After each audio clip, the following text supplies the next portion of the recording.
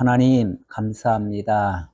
또 새로운 학기가 시작되었습니다. 저희들에게 지난날 처음 하나님께서 저희를 부르시고 또 하나님께서 깨닫게 하실 때에 그 심정으로 첫 마음으로 저희들 하나님의 말씀을 대하게 하시고 이 진리를 사모함이 이 세상 그 무엇보다도 더 가치롭고 의미 있다는 것을 기억하고 이 시간도 저희들 집중해서 말씀에 창념할 수 있도록 함께 해 주옵소서. 오늘부터 다니엘서를 함께 상고하고자 합니다. 하나님 지혜와 명철을 주셔서 다니엘서의 말씀이 정말 하나님께서 다니엘에게 들려준 그 말씀 그대로 저희들이 들을 수 있는 길을 열어주시고 또 깨닫는 마음을 허락해 주옵소서. 함께 해 주옵시길 간절히 바라옵고 예수님 이름으로 기도하옵나이다. 아멘. 예, 오늘 다니엘서 4장, 다니엘서 전체의 요절로 4장 3절을 잡았습니다. 4장 3절 펼쳐서 우리 다 같이 한번 합독을 해보겠습니다. 예, 합독하겠습니다. 참으로 크도다 그의 이적이요, 참으로 능하도다 그의 놀라운 일이요, 그의 나라는 영원한 나라요, 그의 통치는 대대에 이르리로다. 아멘. 참으로 놀라운 고백입니다. 참으로 놀라운 고백입니다. 근데 이 고백을 누가 했을까요? 누가 했을 것 같아요? 다니엘이? 예. 느부갓네살 왕의 입에서 터져나온 말이에요. 예, 느부갓네살이 하나님을 이렇게 잘 믿었나요? 그가 하나님의 자녀인가요? 그는 아쉽게도 하나님을 알지 못했던 사람이에요. 하나님을 알지 못했는데 어느 날 꿈을 꾸고 너무 이상해가지고 그 꿈을 모든 사람에게 물어봤는데 아무도 대답하는 놈이 없어요. 그래서 너무너무 화가 뻗쳤는데 마침 유다 땅에서 온 다니엘이라고 하는 사람이 뭔가를 잘 안 되는 거예요. 그래서 네가 한번 이게 무슨 뜻인지 한번 알아봐라. 그래가지고 얘기를 해보니까 다니엘이 그렇게 말합니다. 왕이시여, 이 이야기는 왕의 대적에게나 일어났으면 좋겠습니다. 이거는 왕에게는 절대 일어나서는 안 될 일입니다. 이런 식으로 얘기를 하는 거예요.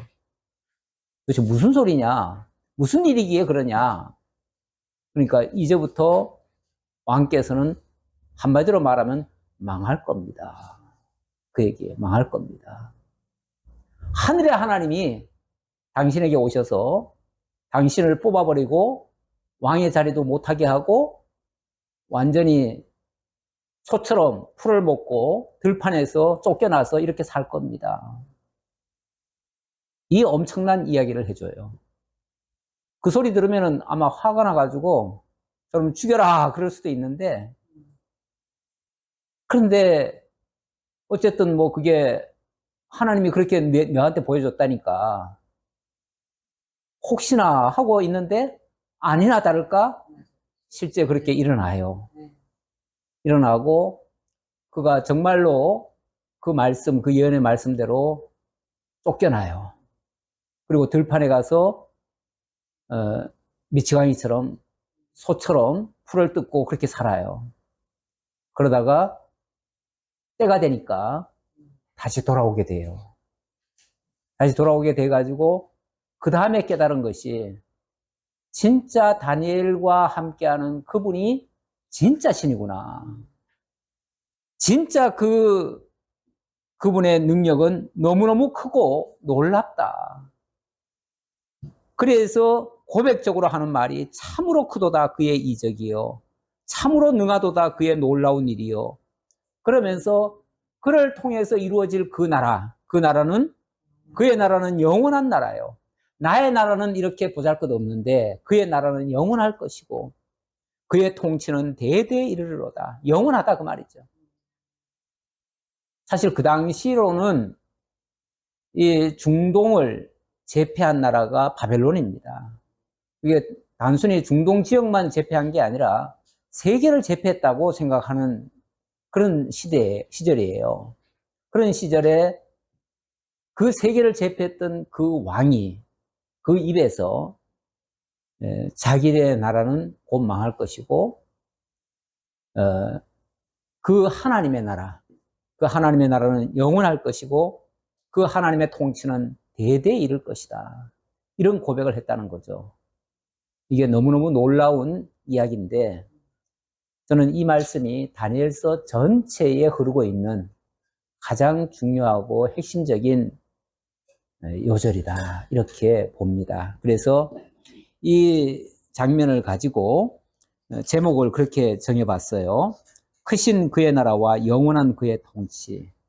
다니엘서는 바로 하나님의 나라와 하나님의 통치를 이야기하고 있다 그 말이에요.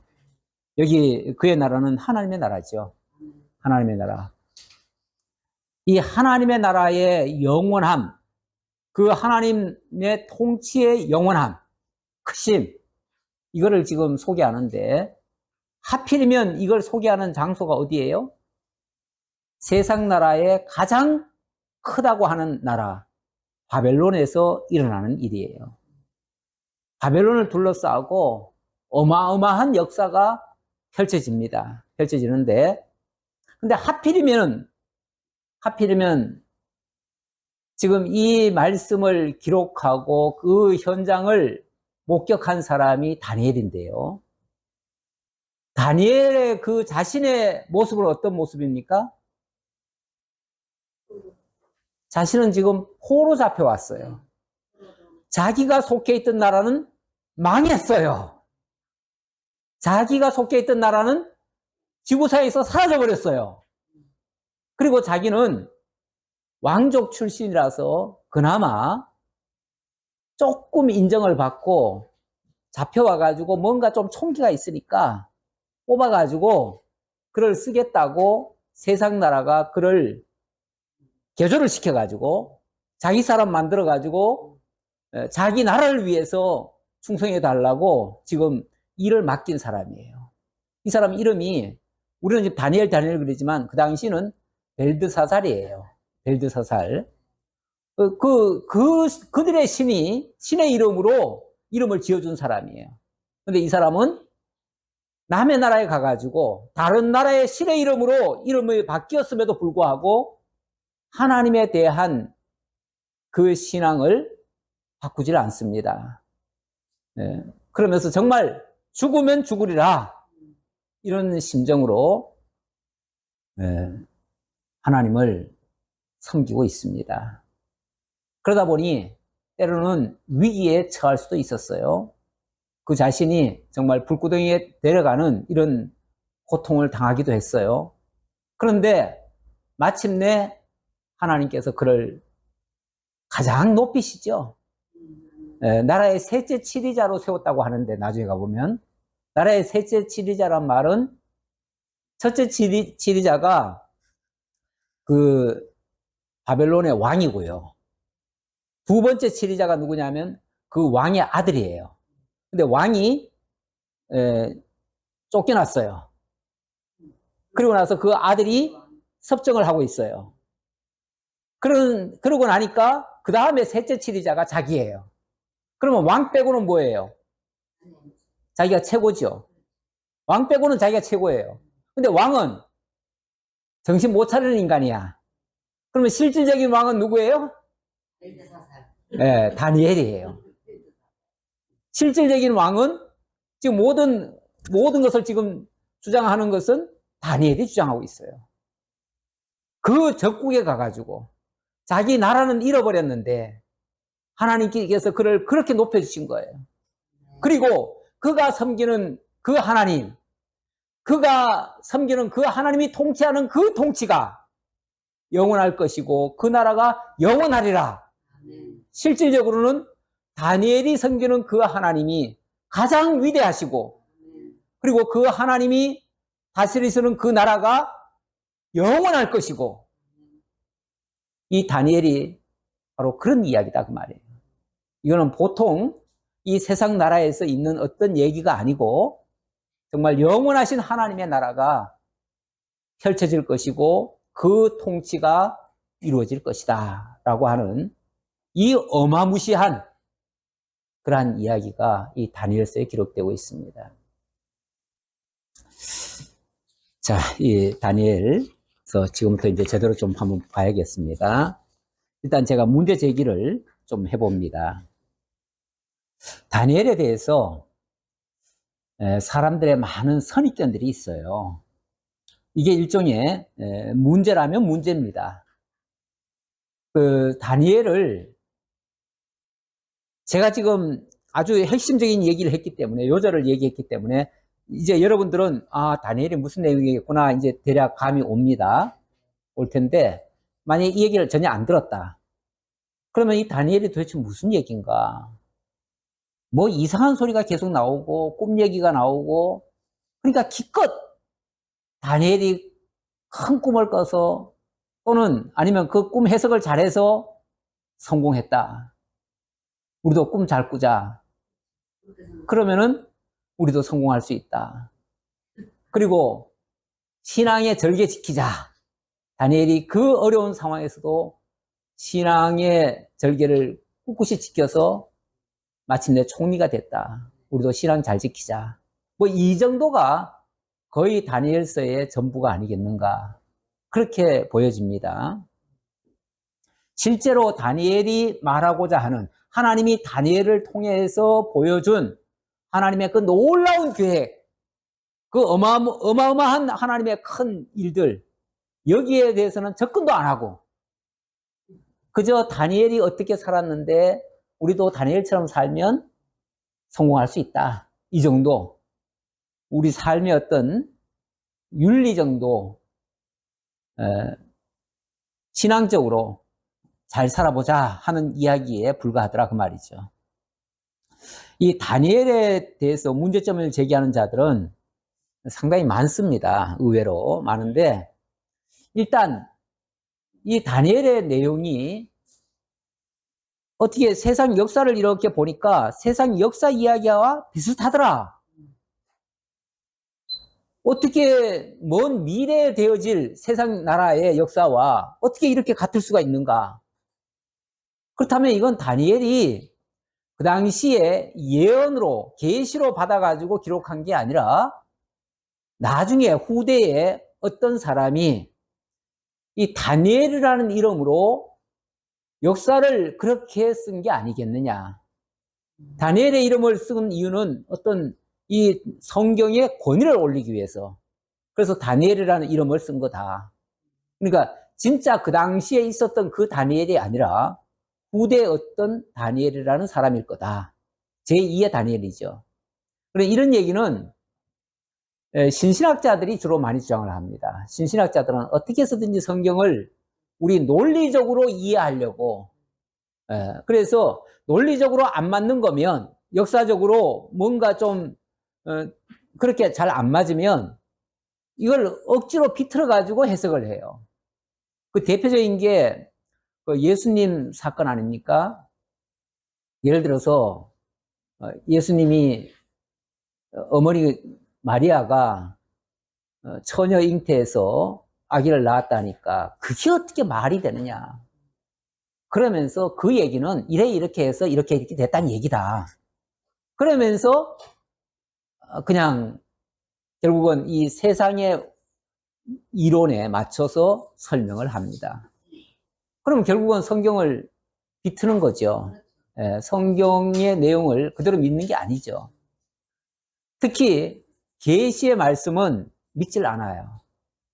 이렇게 되어지면 역사적으로 이루어진 것만 믿고 이루어지지 않은 것들은 안 믿어요. 이건 신신학적인 해석인데, 그렇게 되어지면 그건 성경이라고 말할 수가 없죠. 그냥 역사책이라고 해야겠지. 만약에 그렇다면 역사책에 불과하지, 성경이라고 할 수는 없습니다. 그리고 그렇게 주장하는 사람이 있는가 하면 또 한편에서는요, 이 다니엘서는 먼 훗날 종말에 관한 이야기인데 이거는 봉함된 이야기다. 이 다니엘서에도 보면은 이 글을 봉함하라 그런 말이 있긴 있어요. 그 말 때문에 그렇게 해석을 합니다. 그래서 이거는 아무나 열어볼 수 있는 게 아니다. 이 말씀은 어찌 보면 비밀의 말씀이다. 그래서 먼 미래에 되어질 것을 예언해 놓은 거기 때문에 이거는 봉함되어 있다. 언젠가 이 책을 열 자가 있는데 그 열 자는 아무나 여는 게 아니라 어떤 특정한 사람만 열 수 있다. 그러면서 가끔 이제 내가 그 열 자다. 내가 그 뚜껑을 여는 자다. 그래가지고 자기가 뚜껑을 열지요. 뚜껑을 열어가지고 이 내용은 바로 이거다. 그리고 자기가 해석을 해줍니다. 지금까지는 아무도 이 성경을 몰랐다. 내가 처음으로 이걸 개봉했다. 이제부터 내가 알려주겠다. 그러면서 얘기하는 사람들이 소위 있지요. 그런 사람이 누구겠어요?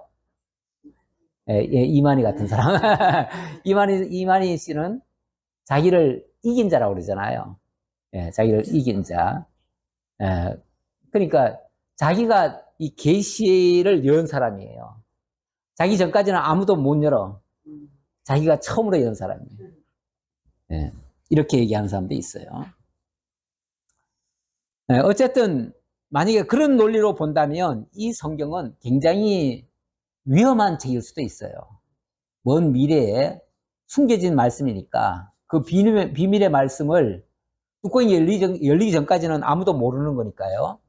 그래서 이거는 풀기 어려운 성경이라고 아예 단정을 해버리죠. 단정을 해버리는데 사실은 정통 기독교에서 또 그렇게 생각을 한 사람들이 많았던 것 같아요. 왜냐하면 일단은 너무 어렵게 기록이 돼 있다고 생각을 하는 거예요. 예를 들어서 남방왕, 북방왕이 나오는데 맨날 뭐 싸우고 무슨 일이 벌어지고 무슨 일이 일어나고 막 그러는데 이게 도대체 무슨 소리인지 모르겠는 거야. 그걸 알려면 어쩌면 그 역사가 어떻게 펼쳐져 가는지를 연결해서 알아야 되거든요. 연결이 돼야 알 수가 있어요. 근데 역사를 모르면은 이게 설명이 안 돼요. 그래서 역사를 알고 이 성경을 봐야 역사와 이 성경이 맞춰져 가요. 근데 그렇게 보기가 쉽지 않잖아요. 왜냐하면 역사를 다 봐야 하니까, 다 알아야 하니까. 알아야 자관 이 성경에 이루어지는 일들과 연결을 할 수가 있으니까. 근데 일반적으로 우리 목사님들이 세계 역사에 박식하지는 않습니다. 일단 성경 자체만 많이 읽으셨죠. 그래서 성경 말씀은 하나님의 말씀입니다. 무조건 아멘 믿습니다. 뭐 더 이상 따지지도 말고 묻지도 말고 그냥 믿습니다. 이대로 믿으면 구원, 안 믿으면 지옥. 이대로 믿으면 복, 안 믿으면 저주. 뭐 이런 식으로 그냥 쉽게만 생각했지. 이게 어떻게 연결돼 가지고 어떻게 그것이 참이 되고 진리가 되고 옳은 것인지 여기에 대한 증명을 안 해봤어요. 증명을. 어때요? 여러분들의 신앙생활 하면서 그동안 이 성경은 이러니까 이래서 이렇고 이렇다라고 증명해주는 예가 많았나요? 아니면 그대로 믿으십시오. 이건 하나님의 말씀입니다. 라고 하는 예가 많았나요? 네, 후자가 많았던 것 같아요. 그렇죠? 제 정답은 거의 다 후자입니다. 참고로. 그런데 이렇게 덮어놓고 믿으라는 게 더 많았어요. 한국교회 특히 더 그랬어요. 목사님, 이거는 이런데요. 이런 거 아닌가요? 그러면 왜 그렇게 따져? 신앙은 따지는 거 아니야. 우리가 무슨 합리적으로 믿는 거야? 순종해야지. 믿어, 그냥. 의심하지 말고 무조건 믿으라고.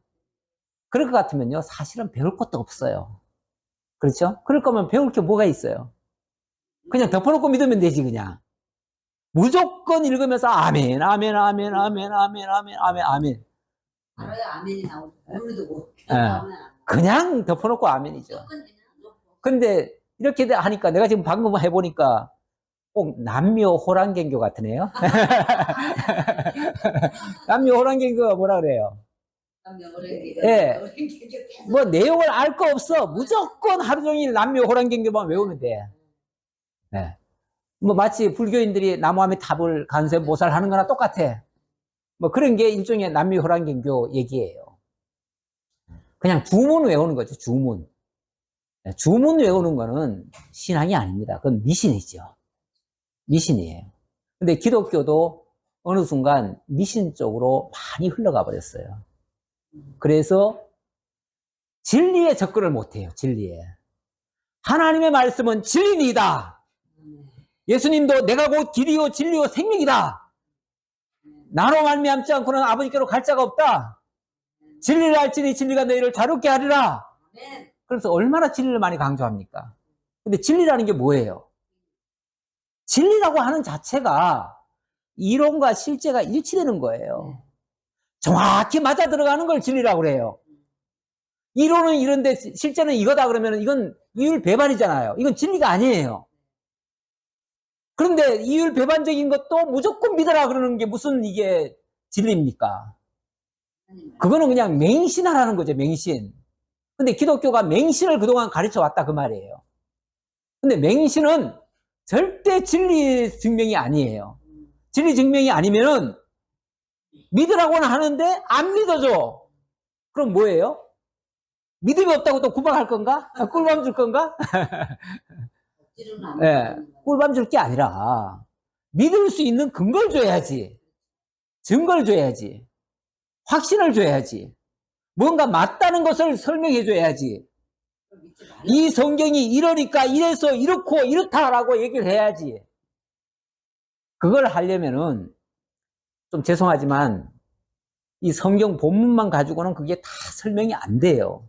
사실은 설명이 안 되는 게 아니고 다 있는데 연결을 못 해. 연결을. 구슬이 3마리라도 꿰지 않으면 보석이 아니에요. 지멋대로 돌아다니는 것들이지.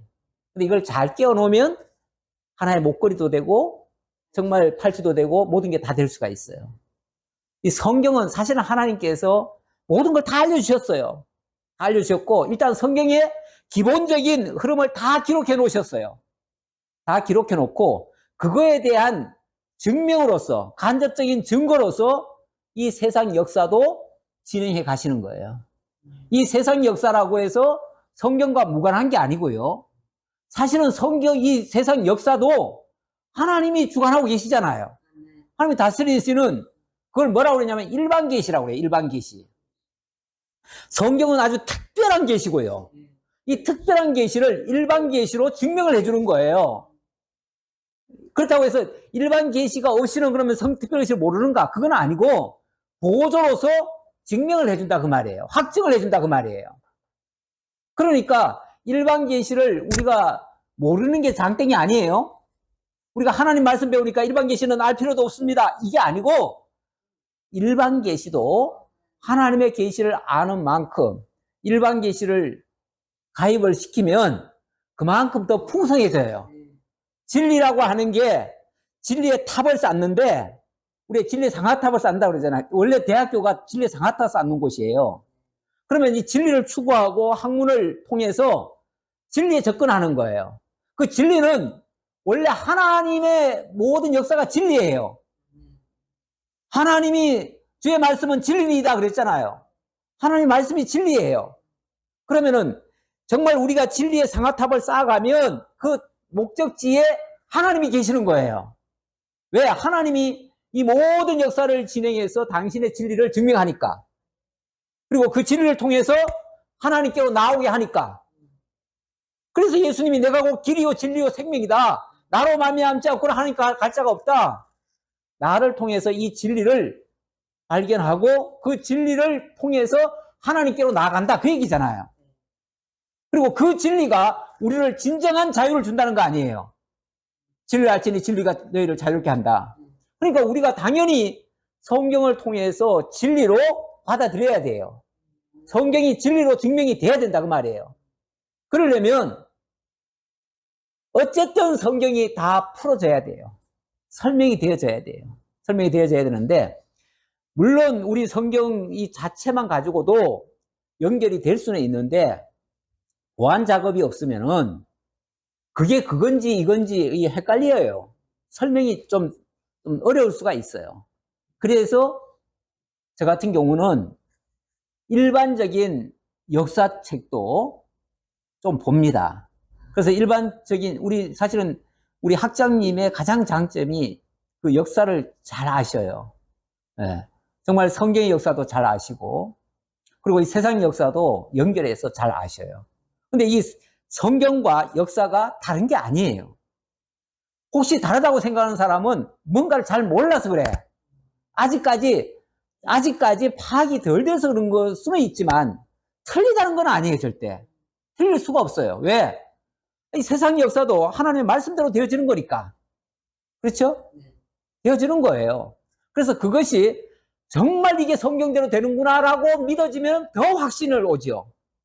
그게 상반되는 게 아니에요. 하나님 말씀을 배워야지 왜 여기서 세상 학문을 배우냐고. 아니, 원래 대학이라고 하는 게 세상 학문도 가르치잖아요. 원래 근본 목적은 하나님께로 도달하게 하려는 거예요. 진리를 통해서. 그런데 하나님께 도달하는데 일반 모든 학문도 다 필요하다 그 말이에요. 필요해서 그것들을 다 종합해가지고 결국은 진리의 상아탑을 쌓아가는 거고 하나님께 도달하는 거예요. 그래서 당연히 일반 역사도 우리가 최대한 알 수 있는 데까지는 알아야 돼요. 아는데 성경과 무관하게 알지 말고 성경과 연결해서 알면 더 좋죠. 연결해서 알면은 가장 확실하죠. 그래서 무관한 역사는 없습니다. 세상에 되어지는 모든 일들, 지금 되어지는 일들도 가만히 살펴보면 성경대로 되어지는 거예요.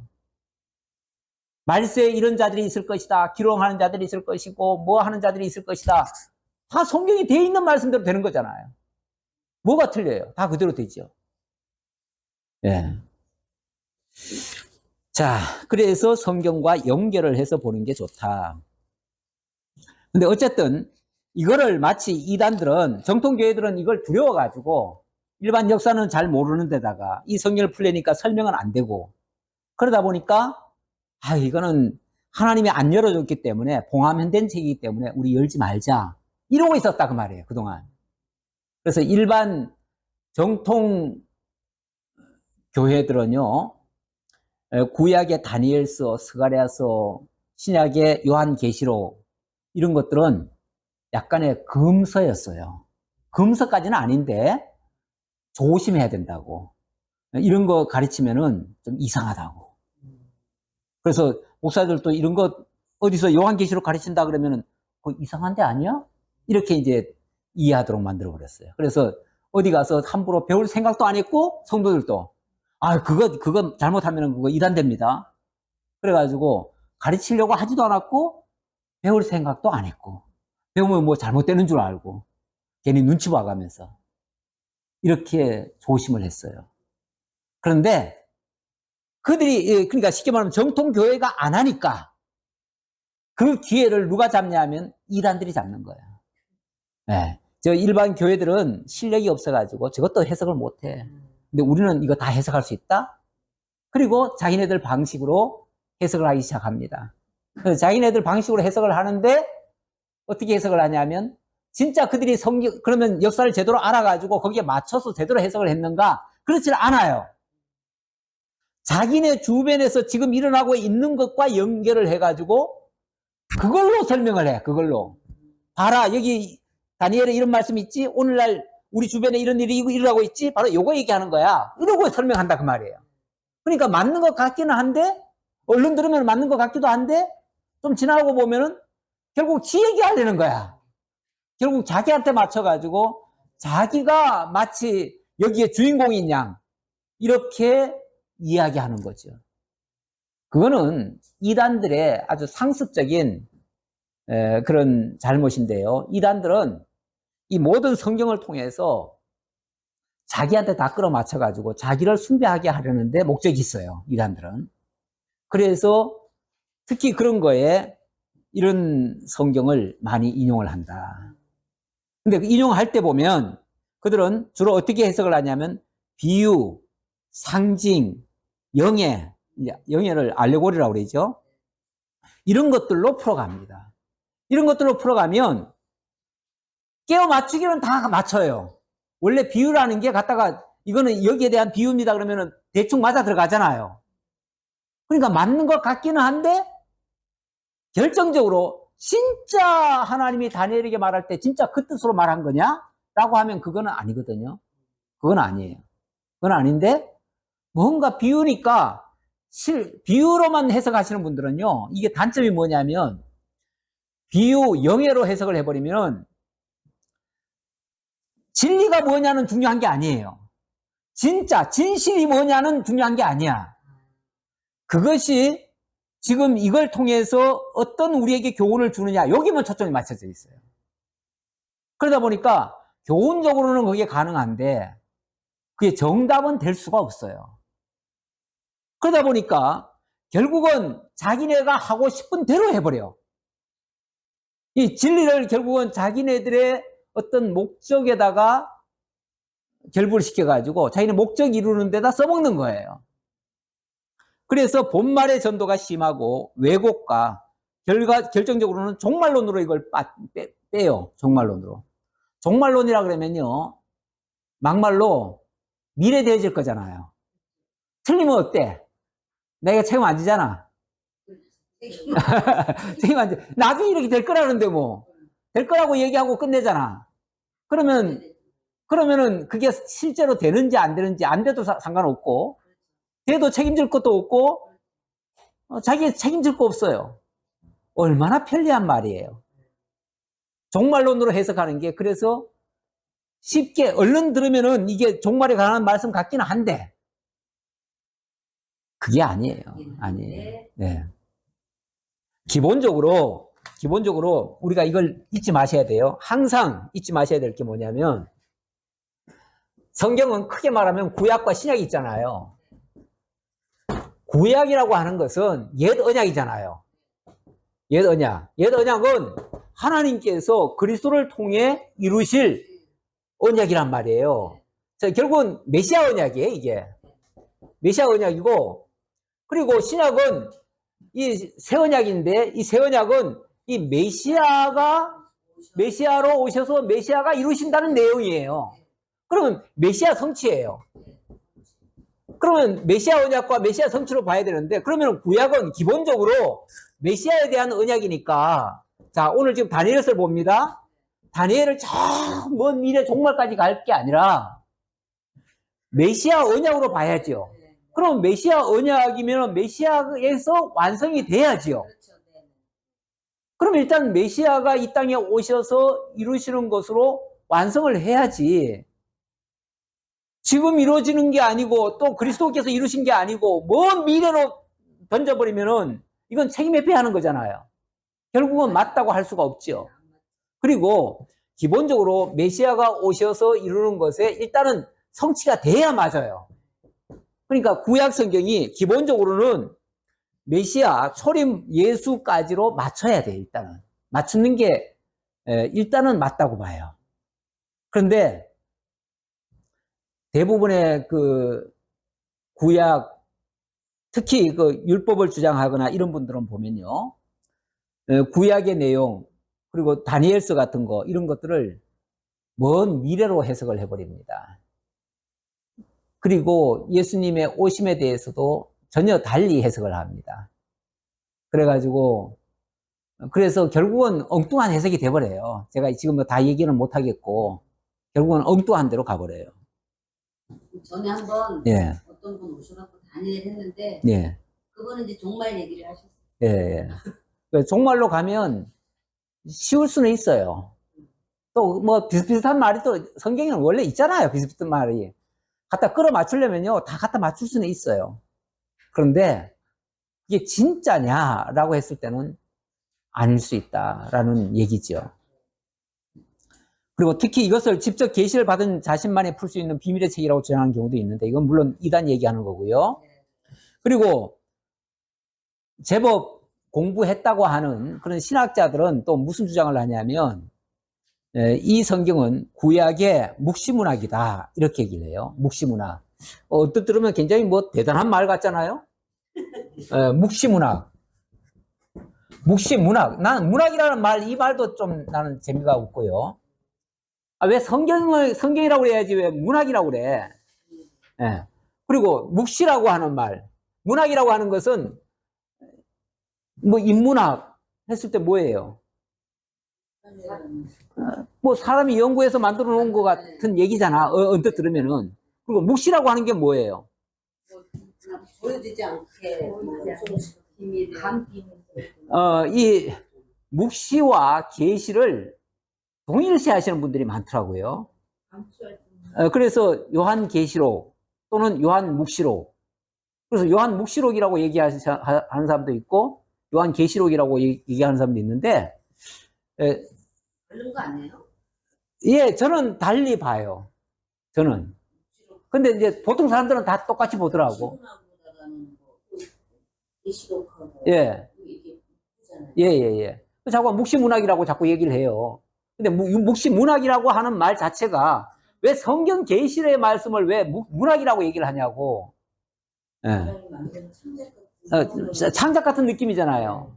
그래서 이거는 저는 여기에 동의는 안 합니다. 안 하는데 자관 이걸 묵시라고 얘기를 해요. 근데 묵이라고 하는 게 어떻게 보면 암묵적이라는 건데 어찌 보면 가려진 것이고 숨겨진 것이고 뭐 이런 거고 계시라는 말은 뭐예요? 계시라는 말은 그렇죠. 오히려 감추었던 것을 펼쳐주어서 열어 보여주는 거예요. 아포칼립시스 그게 열다라는 뜻이에요. 열어준다. 사실 뭐 원어 그대로 말하면 빨가벗다예요.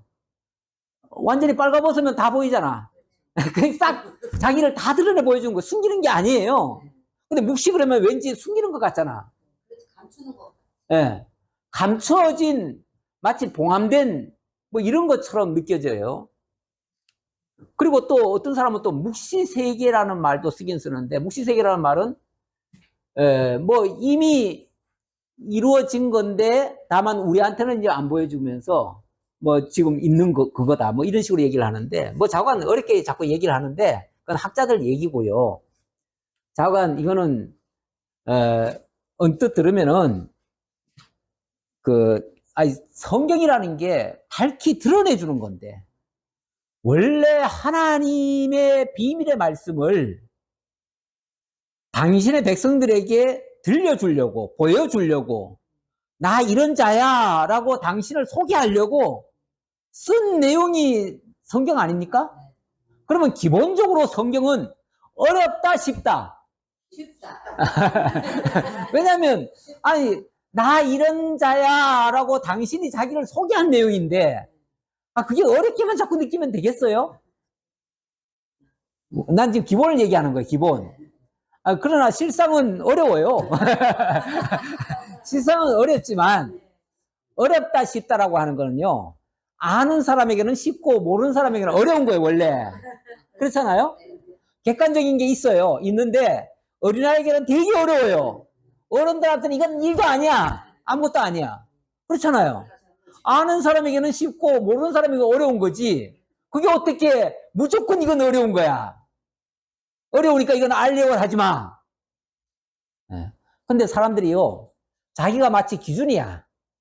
자기가 모르면 난 솔직히 여기까지는 밖에 모르고요. 저는 더 이상은 모르겠습니다. 그러면 차라리 괜찮은데 자기는 다 아는 거야. 다 알고 뭐라고 하냐면은 성경이 가라는 데까지만 가고 안 가라는 데는 가지 말아야 된다. 그러니까 나는 지금 가라는 데까지는 다 갔다 이거죠. 그러니까 내가 아는 데까지는 여러분들도 따라오지만 내가 모르는 데까지는 여러분 따라오시면 안 돼요. 또는 더 알려고 하시면 안 돼요. 이 얘기잖아요. 그럼 말이 돼요? 안 돼요?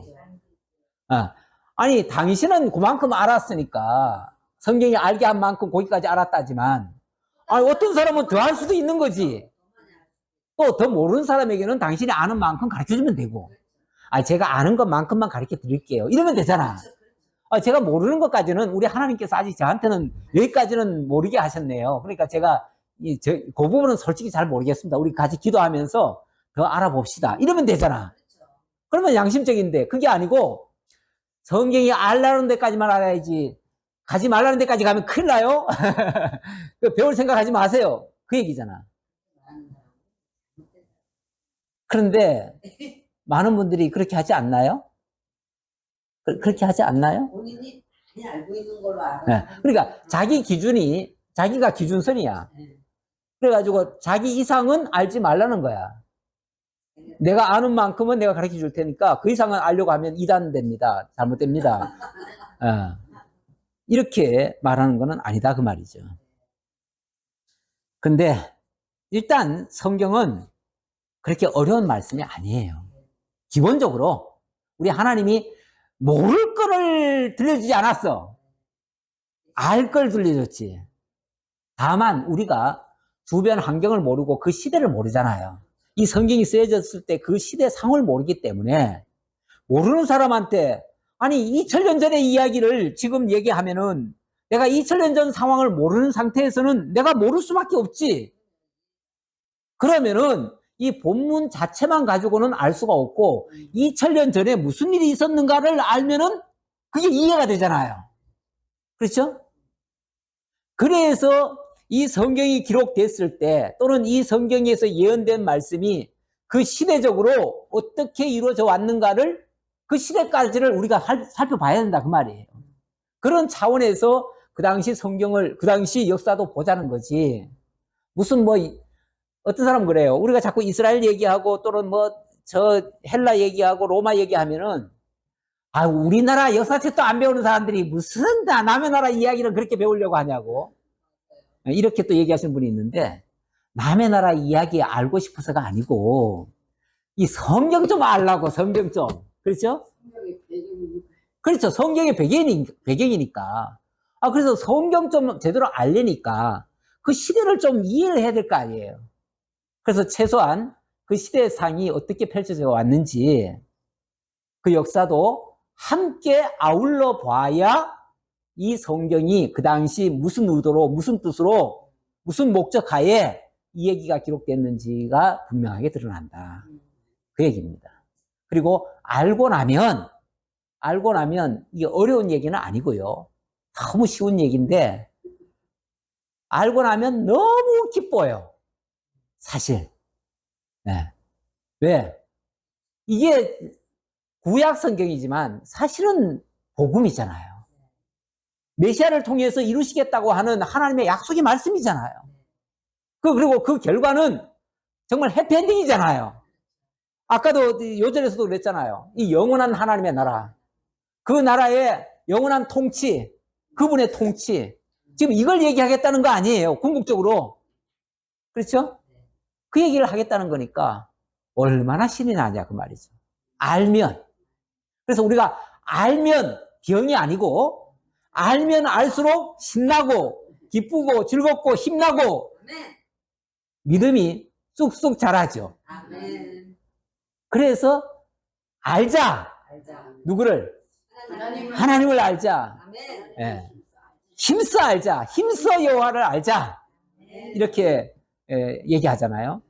그에 나오시면 정말 빛이 해가 지금 나오는 것처럼 그렇게 나오시는데 그 햇빛을 받아야 살 거 아니에요. 예.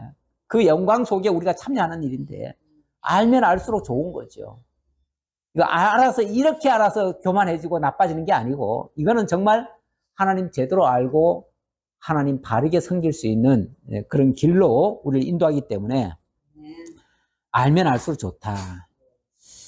예, 그래서 묵시문학이라고 말하는 거는 좀 아니다. 그렇게 볼 일은 아니다. 오히려 성경 자체는 다 계시의 말씀이에요. 명확히 우리에게 이 계시를 알려주고 있기 때문에 계시라고 하는 거는 뭐 하나님이 지금 이렇게 막 열어주신 건데 보면은 얼마나 좋아요. 보면 볼수록 더 좋지. 많이 알아야지. 그래서 단정해서 읽어보지도 않고 모르는 걸로 덮어버리는 거, 감추인 성경으로 이해하는 거, 이거는 잘못됐다. 그리고 이거를 엉뚱하게 요한계시록에다 갖다 맞춰가지고 그거하고 연결해가지고 저 먼 미래 장래에 뭐 엄청나게 뭐 무서운 일이 막 벌어질 것처럼 이렇게 얘기하는 것도 아니다. 저는 요한계시록도 제가 지금 아직 여기서는 안 했지만은 요한계시록도 저는 요한계시록을 어떻게 봅니까? 혹시 들어보셨어요? 예. 요한계시록은 클라이막스 아니에요? 네. 하나님 모든 역사의 클라이막스죠. 네. 이거는 하나님을 깨달아 알고 하나님을 찬양하는 일이에요. 네. 네. 나는 어떤 사람은 자꾸 계시록 또는 뭐 예언서 이렇게 얘기하는데 무섭게 얘기하는데 심판 막 심판 뭐 저주 뭐 이런 것들이 많잖아요. 여차하면 지옥 가는 거잖아. 그렇게 얘기하는데 그래서 무서운 말씀으로 얘기하는데 저는 이걸 찬양서라고 그럽니다. 신약의 찬양서라고 그래요. 실제로 요한계시록에 유일하게 할렐루야가 나오는 데가 요한계시록이에요. 신약 성경에는 할렐루야가 없거든요. 다른 데는 요한계시록에 가서 할렐루야가 튀어나와요. 모든 클라이막스에 가면은 여호와 찬양 아닙니까? 맞죠? 네. 그러면 이게 여기서 하나님의 가장 큰 영광이 드러나는데 그 영광이 드러나려니까 영광이 어디서 드러납니까? 악한 자 심판하고 대적을 멸하고 뭐 이럴 때 영광이 크게 드러나잖아요. 자녀들은 하나님한테 사랑받고 예. 구원받고 그럴 때 가장 큰 영광이 드러나요. 여러분 홍수환 선수 건투에서 이긴 거 알아요? 네. 7.8kg 이긴 거 알죠? 네. 옛날에 옛날 얘기잖아요. 근데 그게 지금도 생각하면 감동이 있어요. 맞아요. 감동이 있어요. 왜냐하면 7번 정확하게는 7번까지는 아니고 한 5번 정도? 5번인가 6번인가 쓰러졌어요. 쓰러졌어요. 다운이 됐어요. 그런데 막판에 일어나가지고 한 방 때렸는데 그냥 KO를 시켜버렸어.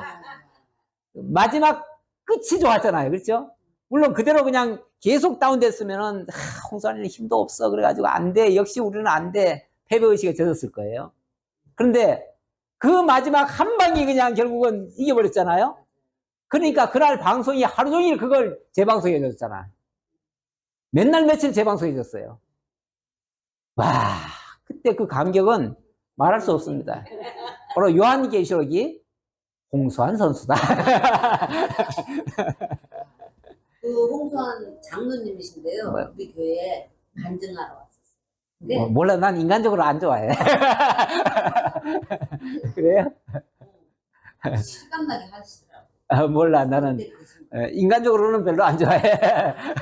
근데 어쨌든 뭐 장로님인까지는 몰랐고, 어쨌든 자관 우리 하나님의 역사가 그렇다는 말이에요. 우리 하나님이 당신이 가장 큰 찬양을 받기 위해서 뭐 하십니까?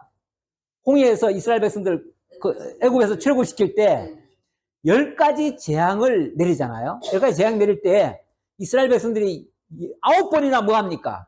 거부하고 완악하게 완악하게 하면서 결국은 실패를 맛보잖아요. 이렇게 하려고 했는데 안 돼.